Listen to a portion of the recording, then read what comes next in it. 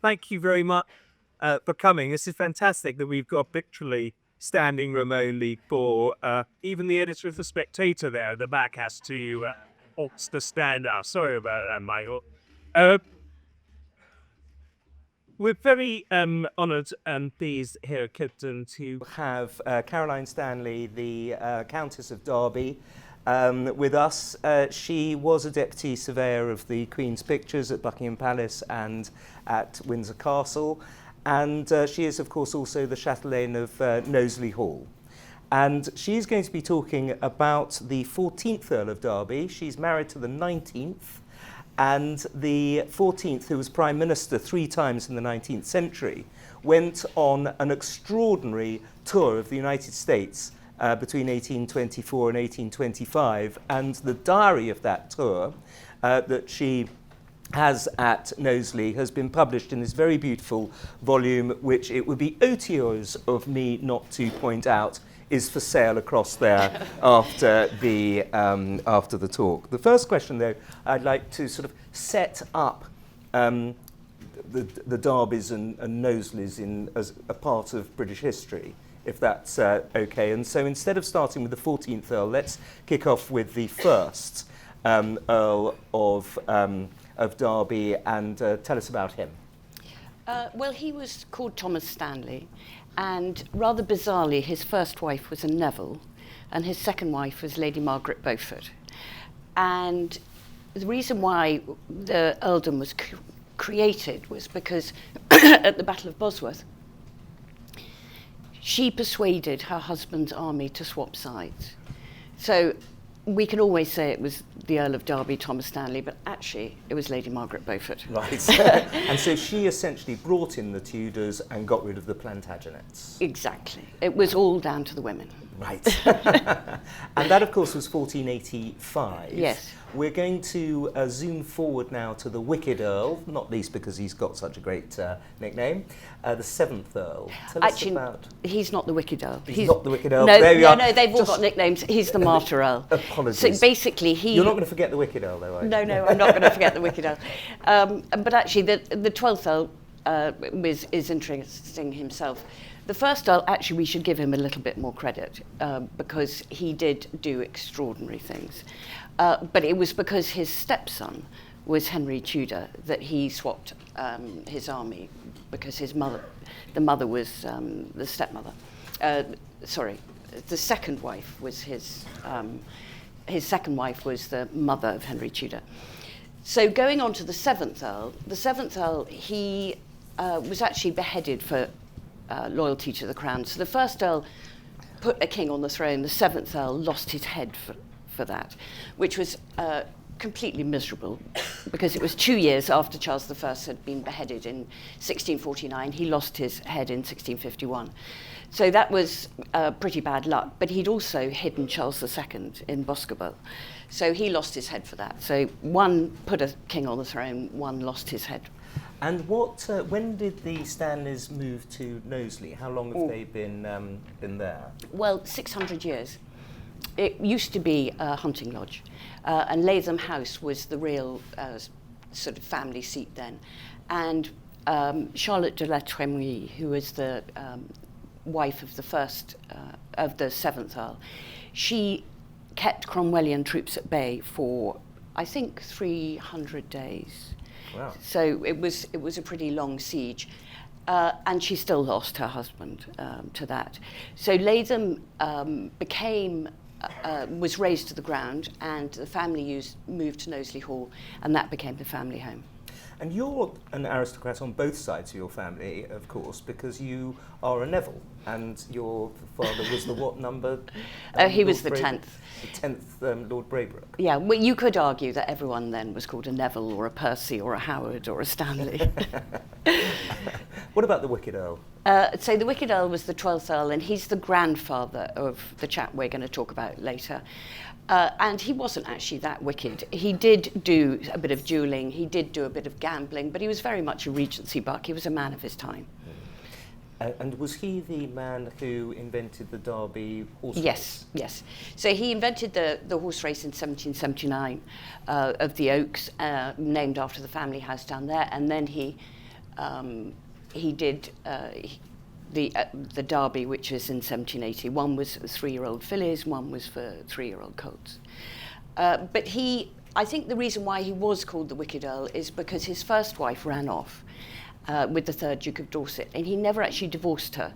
She went and had a child in the south of France, died in penury like they all did. And for 19 years, he had a very, very open courtship with Eliza Farren, who is a very famous artist, an actor. She was painted by Lawrence, and the famous portrait is in the Met. But she was Walpole's Queen of Comedy. So let's get on to the 14th Earl, the Wicked Earl's grandson. Tell us about this extraordinary journey that he undertook to the United States. This is this is only 10 years after the War of 1812, so yes. the way it ended. So really it was his second tour. So his first tour, he rode from Knowsley to Naples, which was just after the Napoleonic War, and that was in 1820, so that's this book here. Which is also for sale, I hope, in the bookshop across the road. Or you can get it on Amazon. I'm not sure it is for sale, but and that we found those manuscripts in a cupboard in COVID. So in COVID, suddenly we had much more time to rummage around, and he rode from Knowsley to Naples in 1820 to 22, so that was 2 years, just after he came down from Oxford. And he went on his own with his uncle, George Hornby, who was a tutor at Brasenose. And then he comes back, and... So this is quite a sort of physically impressive thing to do. Usually the Yes. grand tour, you take a coach, don't you, with your sort of drunken Cambridge friends, and go to all the major places in France and Italy. But he actually got on a horse and did it. He did it on a horse because he had to go over the Alps. Yeah. Because he couldn't go through France, because France was just too dangerous because of Napoleon. Yeah. I mean, it was just after Napoleon. So he goes through Switzerland, Germany, and the whole point of his first travel, because he was a classicist, he was a tremendous classicist, and he wanted to go and see Rome, which was the cradle of the Renaissance. And that was really the aim of it. But because he spoke fluent Italian, German, and French, he had a fully immersive sort of introduction to the languages and to the people, because he could talk to them en route. Yes. So he was obviously just a phenomenally intelligent man. He won the prizes at Eton for classics and things like that. Well, he won the Chancellor's prize at Christchurch for classics, with a poem called Syracuse, which the American town is named after. Yes, there are some Bizarrely, lovely examples of his poetry in this in this book. I mean, I do recommend it, not just as a sort of travelogue, as a history, but also there's genuine literature as well, because he was a fantastic writer. So tell us about the journey. We've got it up here. He visited what are today 18 states of the United States, did a lot of time in Canada and so on. Talk us through the journey. Well, the journey going to Europe was much more arduous because he was riding and going in a carriage. The reason why this book is different from that book is because he was on a steamship a lot of the time. He actually had time to write long essays about the places he went. So when we did this book, we printed it entirely with its where he went, but also with the back we produced the notebooks, which are his notes of where he went. And so we've managed to do it into chapters on slavery, race, religious tolerance, and thread it all through. So he starts off in New York. It takes him 5 weeks to get there. Pretty rough passage. And then he goes up New York, Albany, across to Canada. And there's a reason why he goes to Canada, because he has an estate in Ireland, and he wants to go and see what the forced immigration of Canada is about. So he goes there and goes right up to the top of Quebec, and then comes down Boston, dog legs over to Kentucky, down the Mississippi, Charleston, and then back home after Washington. What an extraordinary journey for 1824. And he does it in 8 months. And how does he travel? Often on a steamship, paddle steamer. He goes down on a paddle steamer down the Mississippi. He goes on roads in a wagon, which he calls a bone cruncher, because of course then they didn't have any suspension. And they were often overcrowded. And because he was a poet, and he'd written poetry in 5 languages from the age of 8, because he was a poet, the description's incredibly vivid. You know, it's really, they really are very, very vivid. You can imagine you're travelling in these places. Yes, yes. And he meets everyone, doesn't he? Because he's going to be the Earl of Derby, he has... he's able, essentially, and the Earl of Derby, one of the richest and most powerful aristocrats in Britain, he has an automatic opening to essentially whoever he wants to meet in America, and he's interested in politics, and so they meet him. Yes, well, he does basically have a ringside seat of American politics, and that is because he travels with 3 other members of Parliament, because then, of course, you couldn't have the vote if you're a woman, obviously much too early, and you couldn't have the vote unless you owned property. So it tended to be aristocrats who were in the government then. So it's almost like a diplomatic visit, and it was one of the first people to go after the 1812-1815 war, just after the paper wars, when it was very. There was a huge antagonism between America, because America had beaten the Brits twice. Not just in 1781-83, but also in 1812-1815. So it wasn't a place that you would normally go. Yeah, and tell us some of the people that he met. He met some distinguished professors. So he met Everett and Webster. He met lots and lots of politicians. So he met Andrew Jackson. He met James Monroe. He met John Adams, one of the founding fathers. He meets John Quincy Adams, John Calhoun. So he talks about all these people. In the book, he says that he doesn't trust John Adams, that he doesn't look him in the eye, and his eyes watering. And he actually says that Andrew Jackson, he's in the room when the inauguration, at the leaving ceremony of Monroe, when it's announced that John Adams is there.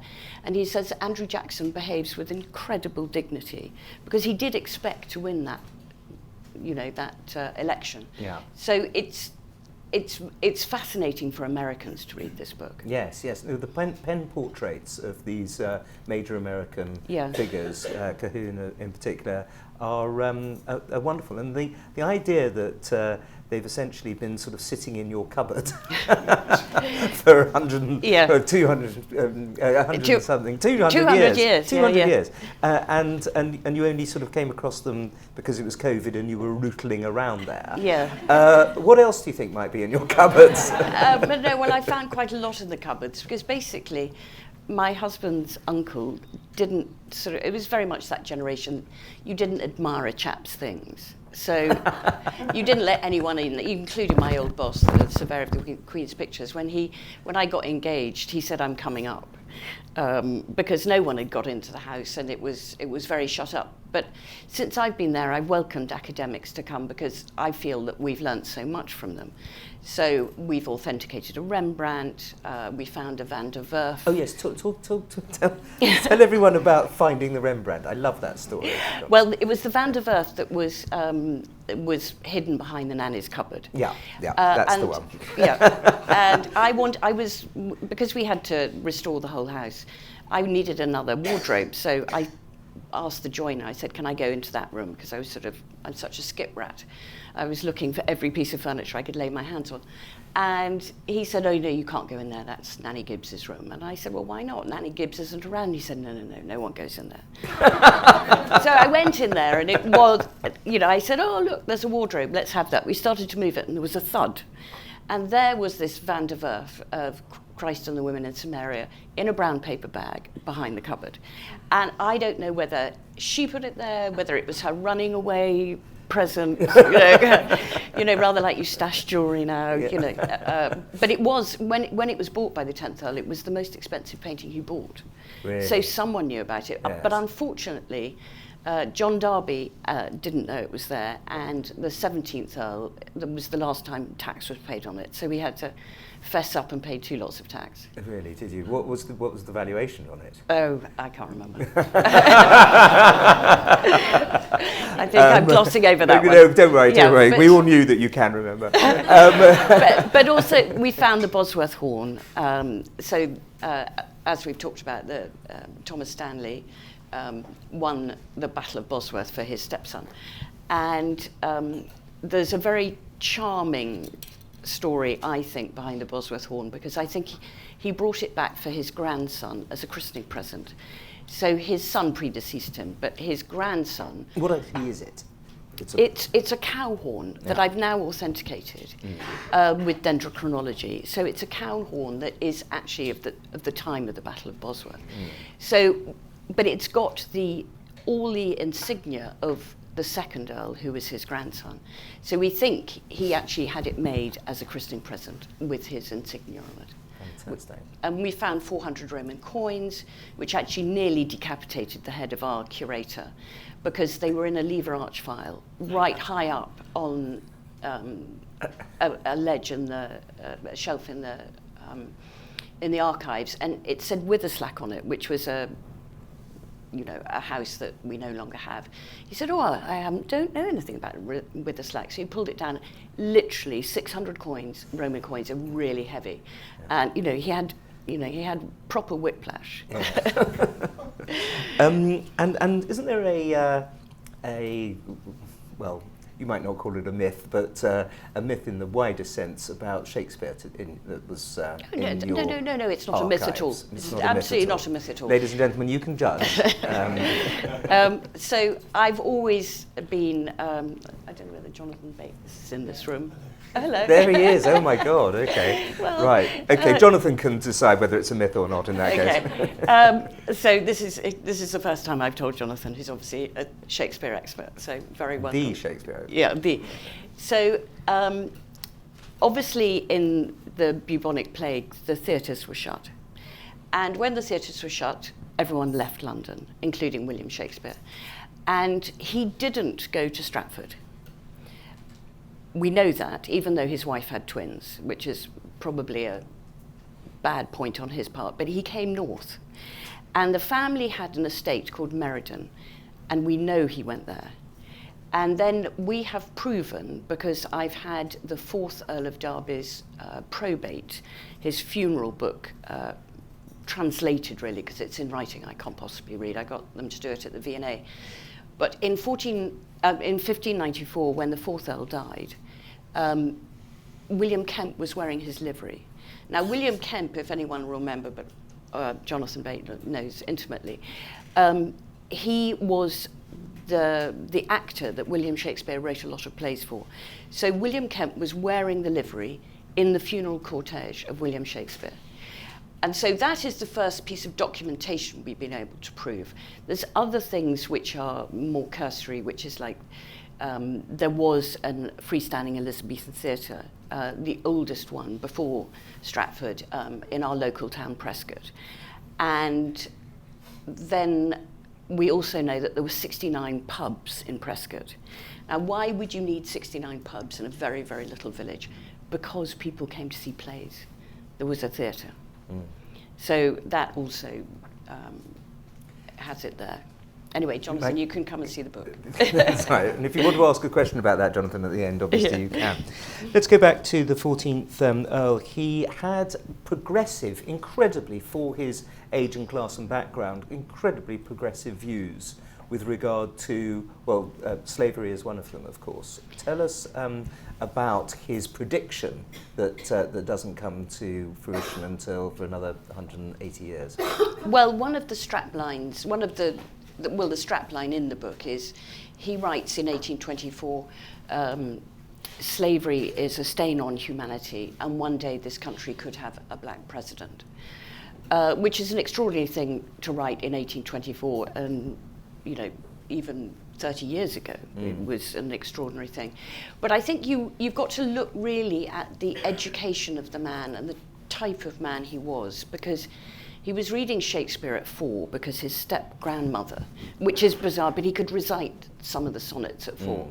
So his step-grandmother was Eliza Farren, so the famous actress. So she taught him Shakespeare. His mother gave him an evangelical faith. I mean, he loved the scriptures. So she read him the Bible at night. And then when he went to Eton, French, German and Italian were not on the curriculum. So how did he teach himself all those languages? Then when he went to Oxford, he was studying classics, but he read the Quran. He studied basically Jewish, so he read the Torah, the Quran and Hindu scriptures. So you've got this person who, when he starts riding to go to Naples, has that whole education behind him.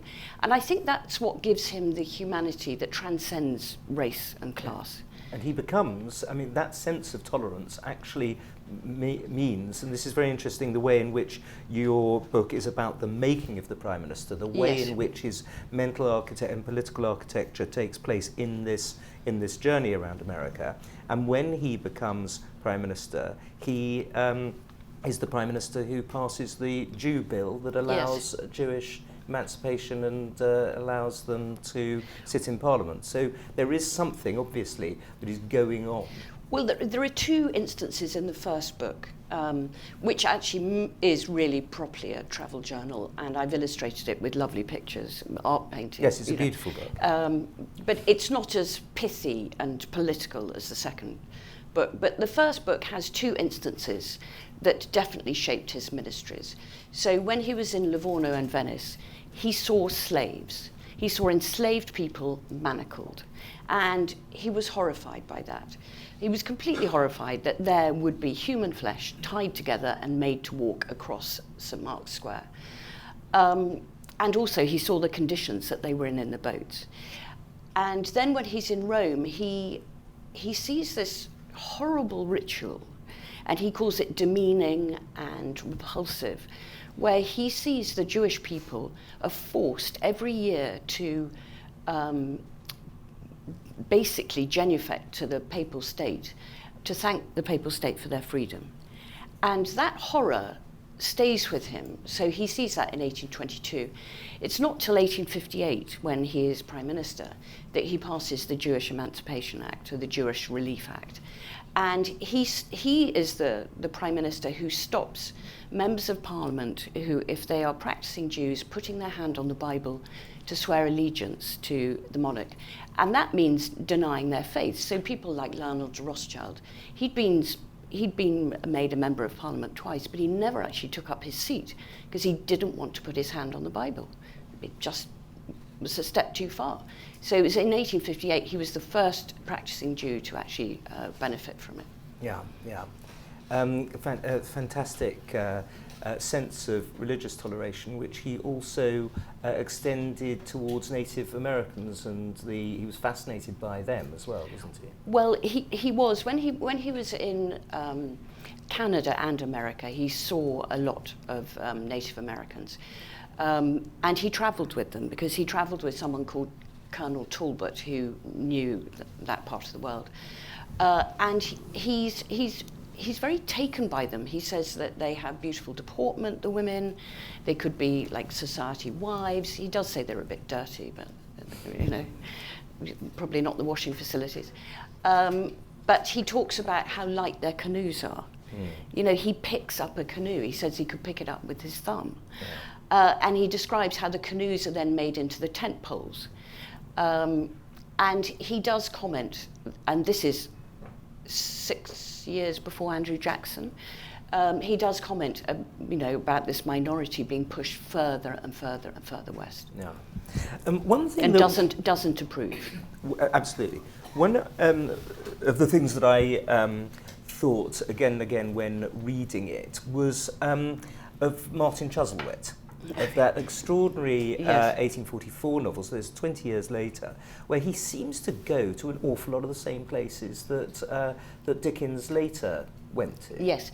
Well, Charles Dickens went to around America in 1842, and there is this. This is the project that keeps giving back. So while I've been on this project, I've met a lot of historians that I've shared this project with, and somebody called Professor Jeannie Grant Moore has helped. And she was staying with us at Knowsley, and she said, it's just bizarre that Charles Dickens went to the same place. I wonder whether they knew each other. And then we discovered that they not only did they know each other, but Charles Dickens was his scribe when he was in the Houses of Parliament.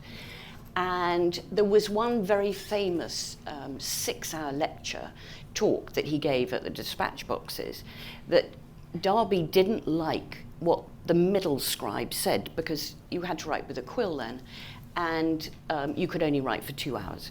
So the first scribe wrote for 2 hours, then a new person came in, and the third person, and he liked what the first and the third person did, but he didn't like the second. So he got his parliamentary secretary to invite the scribe over.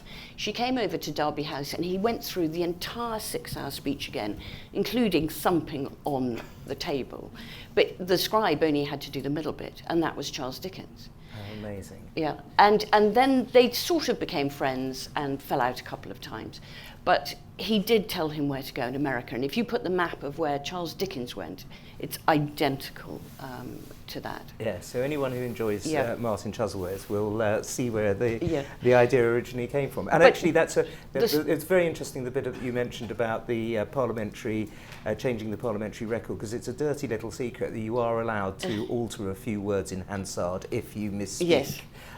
Which is something obviously that Michael and I never do, but nonetheless it can be done if necessary. But also the actual story of Martin Chuzzlewit is based on the 14th Earl, because the reason why he goes to America is the Wicked Earl, the 12th Earl, sends him on this banishment, because when he comes back from Italy, he falls in love with a girl who's only 18, and she is a Tory, and the family were Whigs then, which was liberal, and he was sent to America to sort of cool down.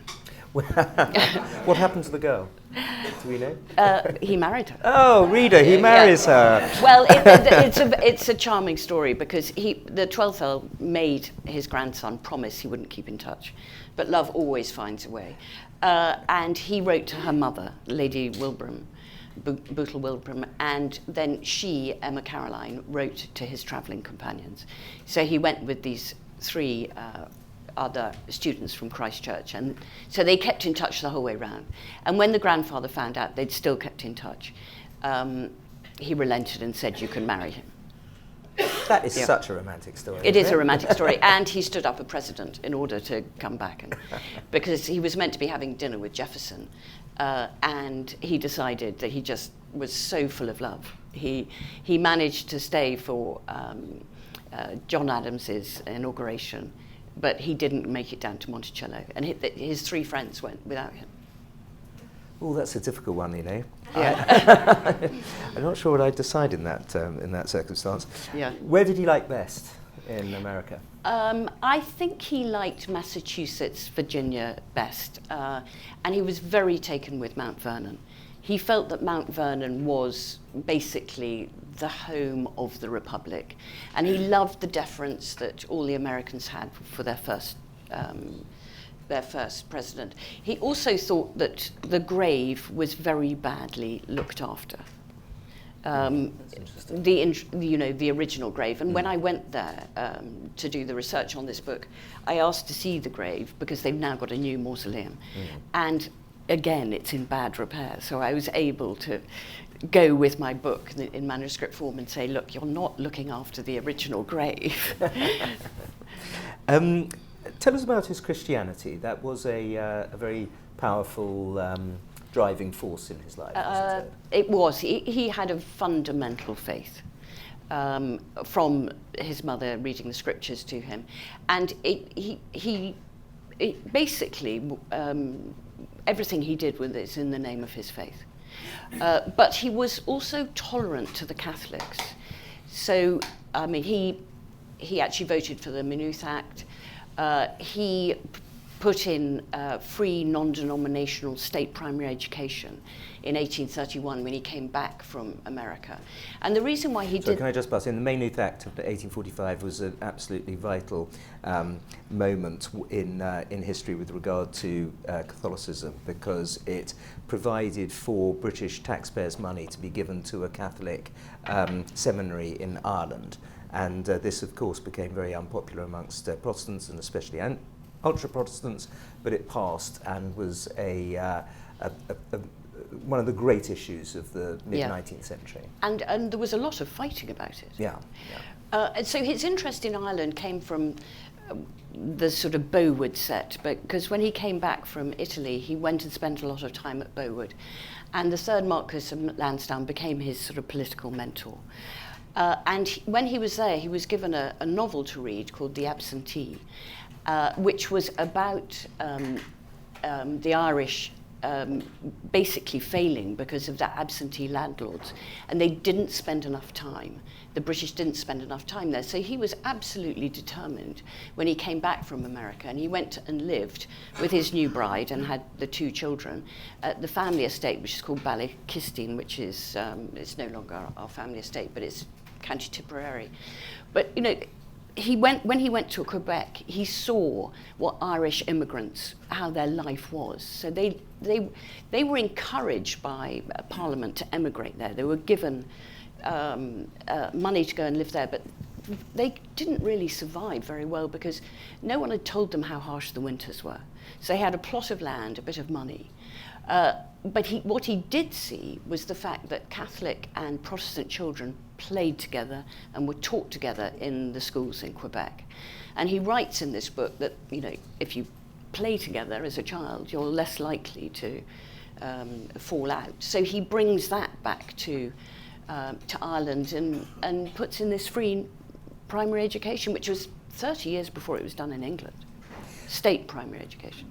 I think it's fair to say that overall, if you were to sum up his political philosophy, it would be noblesse oblige. That there was a profound responsibility on behalf of the aristocracy to use their privilege, tremendous privilege, obviously in Victorian England, for the betterment of the lives of the people, first on their estates and then in the wider communities, in their constituencies and across the country. Yeah. Would you agree that that's his sort of motivating factor politically? Definitely. I mean, it's a very unfashionable thing to say with the House of Lords now being changed, so I don't really want to go into that. But at that time... Well, I do. I've made a speech about it. I'm totally up for going into that. You're absolutely right. It's appalling what the government is doing to the concept of noblesse oblige in this country. But the roots of his political theories come from Edmund Burke. Mm. And he was introduced to Edmund Burke by the third Marquess of Lansdowne at Bowood. And I took great pleasure actually in giving a copy of my book to Simon Kerry the other day. But so he basically thinks that if you're in a position where you can help other people, you should help other people. And so he's a Whig, as you say, and driven by the thoughts of Edmund Burke, another Whig. Mm. And yet he becomes a Conservative Prime Minister. What's the moment that he sees the light? Well, I think he felt he could get more done. And it was the Corn Laws, essentially. Yeah, it was the Corn Laws. And he had a very interesting relationship with Benjamin Disraeli, of course, as well, didn't he? His Chancellor of the Exchequer and the interaction with him. Well, I don't know whether Anne Somerset's here, but. No, she's not. But her book... She was sitting where you're sitting last year, actually. Was she? So Anne Somerset's book, I really recommend everyone reads. It's absolutely brilliant. It's a piece of superb scholarship. But she talks about Derby in there. But the thing about Derby is the reason why he's called the Forgotten Prime Minister by his biographer is he didn't flirt with Queen Victoria. And Disraeli did. Disraeli sent her flowers every morning, fresh cuts from his garden. Gladstone hated Queen Victoria, but he's not forgotten, though. No. But, well, in her book, she says there's a mutual revulsion for each other. Right. Well, unless Do you want to just click through, just in Yes. case there are a couple more things that will jog your memory about various things? That's what they look like, do they? Well, no, those are the really interesting things. Those are the notebooks we found with the original travel journal. So the original travel journal, he decided not to publish. So it's very interesting he decided not to publish it, because Alexis de Tocqueville did publish his 30 years later. And his travel journal is completely different, because it's not only is it got these very introspective notebooks with it, but it's really juicy. There's eyewitness reports. So he meets enslaved people down at the plantations, and he asks them how they are. And he says, if you work, hard, will you get overtime? That was just a concept that just didn't exist. He was repulsed by the conditions that women, enslaved women had to work late into their pregnancy, and hew cotton, when they were 9 months pregnant, and also the fact that they were forced to have a child every year, because the only way at that point that you could make children, make more slaves, was breed them. So, he's one of the first people who actually writes that women's bodies are used for the commerciality of men. That's the original map that he drew. So the red dots are where he actually went. So that's the original map that's in the book. That's where Alexis de Tocqueville went. So that's written in 1830, so a bit later. And those are his travelling companions, all looking very raffish. That's where he went in Canada. And this is the presidential election, which he called a corrupt bargain, because basically Andrew Jackson should have won it because he got the popular vote. But then the others all allied together and made sure that John Adams got in. And that's him as Prime Minister. Wonderful. Well, let's throw it open now to questions. Would anybody like to ask any questions of Cazzie Darby? Oh, good. Yes, absolute. Jonathan, yes. You probably were able to recite Shakespeare's sonnets at the age of 4, weren't you? So you're an ideal person to ask the first question. Yeah, of course, you're absolutely right. There's no doubt about the connection. Shakespeare's first published play, Titus Andronicus, on the title page, played by the Earl of Derby. Lord Strange's players. Which were Lord Strange's men. Yeah.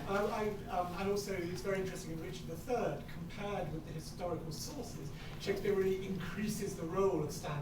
Yes. The first Earl makes him a more central figure. Yeah. But I wanted to, I'm sure the audience would like to hear a little more about Ferdinando, who became the 5th Earl, and then got involved in possible plotting. And I believe there was a rumour he was, this seems timely, poisoned by mushrooms. I just wondered if you might find some evidence of that in another cupboard. So there's lots of questions, but I can. So when we had to gloss over, so the questions, it said 1st Earl going to the 7th, and I thought, how can you leave out the 4th, 5th and 6th Earl? Because we only had time, yes. But so the 5th Earl, Ferdinando, had a very strong claim to the throne, as you know, and through his mother, Margaret Clifford. And so when Elizabeth I was on the throne and didn't have any boys, didn't have any children, so he was definitely poisoned. Whether it was mushrooms, whether it was arsenic, as soon as he became the Earl of Derby, he was poisoned. Yeah, and he died in agony. And on that bombshell, next question. Yeah. And also Henry VI trilogy is dedicated to Lord Strange's players. I know it was very comprehensive, but it can't have been completely comprehensive.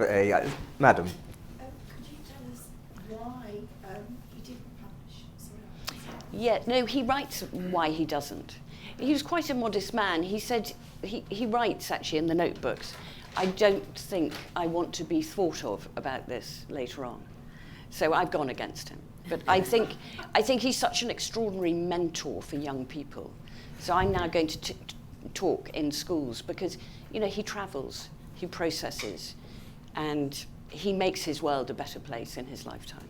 Without air travel, without Facebook, he changes his world. So, was there any preconceived biases or thoughts towards America as a country that maybe changed when he got there? He saw things a little bit different than maybe what he was learning or thought about it prior to? Yeah, that's such a good question. So basically, I don't think he really knew what he was going to, because his grandfather had been very pro-America. But he didn't. I think one of the things about the Earl of Derby, the 14th Earl, is that he didn't have prejudice. So this is really a time capsule of his thoughts of actually what he saw. He did not have artifice and prejudice, and he actually ate with the innkeepers. And there was one place in Ohio where he had to share a glass and a bed, and and he lived in Knowsley Hall. He was very elitist, but he mucked in. So the last paragraph says, it's basically a call to arms. It says, this country has got an awful lot that the British Empire can learn from. It's a young country, but an advanced democracy. And there are so many things about the country, particularly the industrialization, the technology.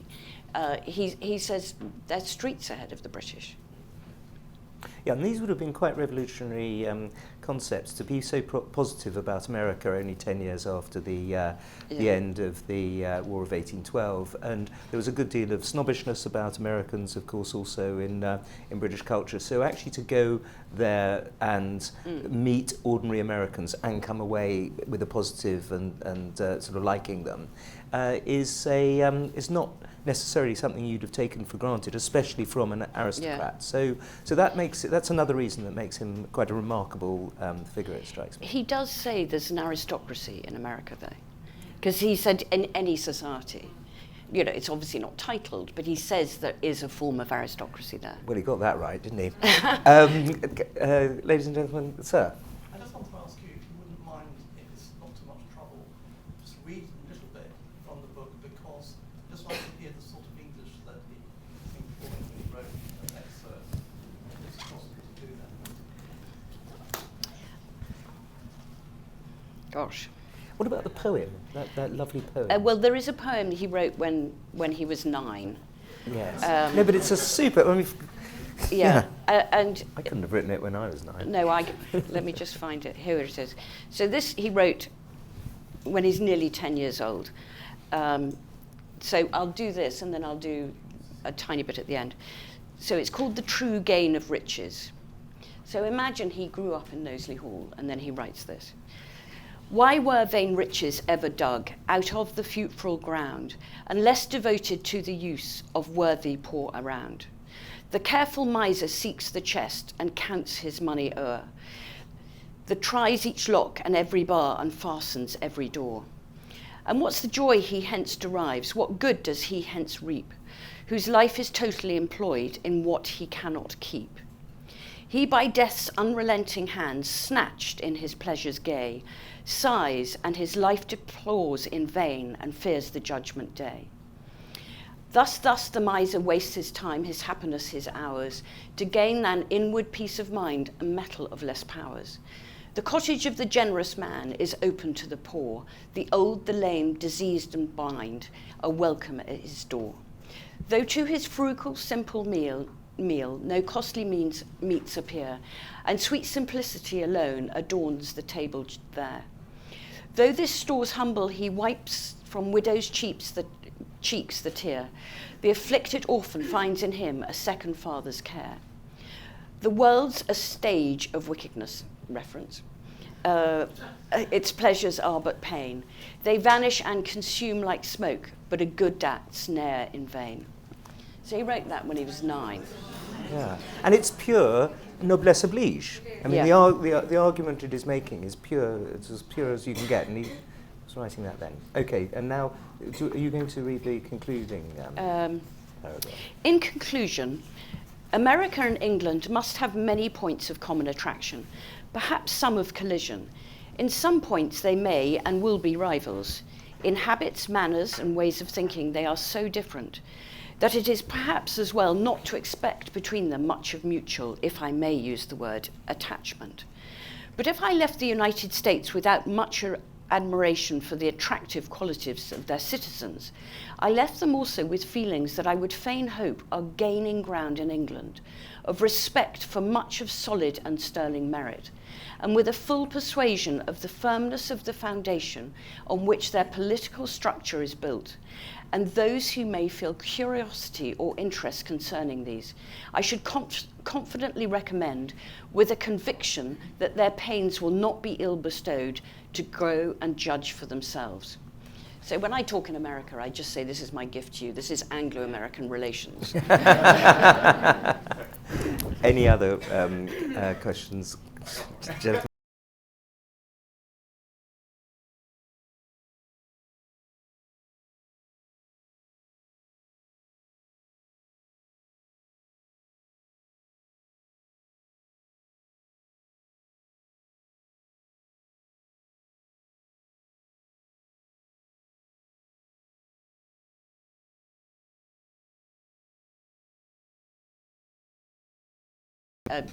Doffs the cap off a policeman. He runs into bandits, brigands and bandits, but he has a gun. So, because he travelled with a gun, he was okay. I love that story. That's fantastic. A Prime Minister in a Neapolitan jail. Yeah. Quite right. We can think of plenty. So if there's nobody else who'd like to ask any questions, until I see you all at my speech interviewing Douglas Murray at 2:00 on the big stage there, can we have a huge round of applause before you buy the book?